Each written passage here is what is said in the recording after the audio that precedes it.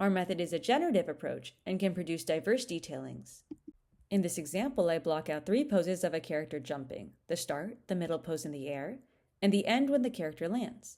I want to explore some possible detailings of the motion, particularly of the arms.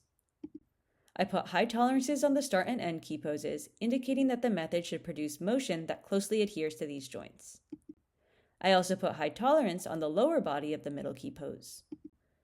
I put low tolerance in the arms of the middle key pose, since I want the model to take more liberty there.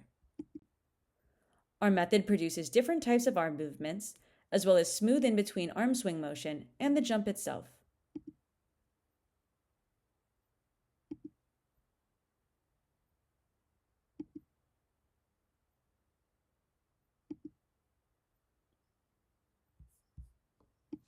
We show a qualitative comparison of our method against additional baselines to augment the quantitative evaluation in the paper.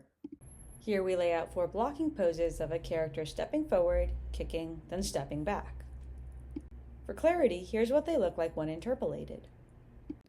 Our model adds the steps themselves, a relaxed upper body position, and the kick. Here are the results from our main baselines.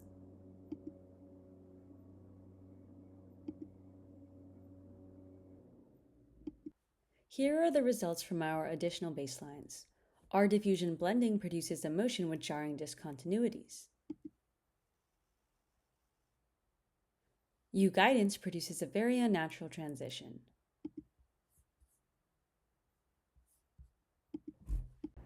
Our technique can also handle arbitrarily long motions. Here I've blocked out a 180 frame motion of a character jumping several times. The tolerance weights are set to a medium value on all blocking poses, giving the model some wiggle room to refine them. For clarity, here's what they look like when interpolated.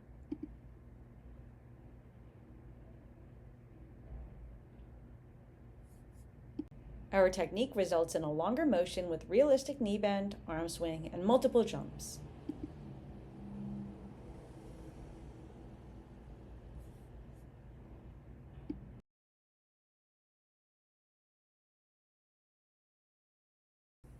Our motions are not guaranteed to be physically accurate.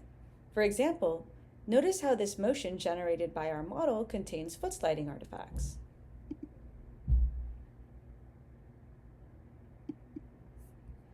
Failures also occur when blocking poses fail to capture the overall structure of the desired motion.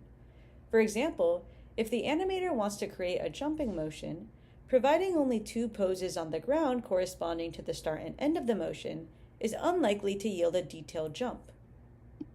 For clarity, here's what those 2 poses look like when interpolated. These poses are much more likely to produce a walking motion.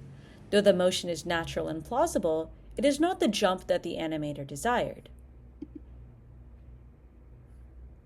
The animator would need to provide an additional blocking pose of the character in the air for the model to infer the jump intent.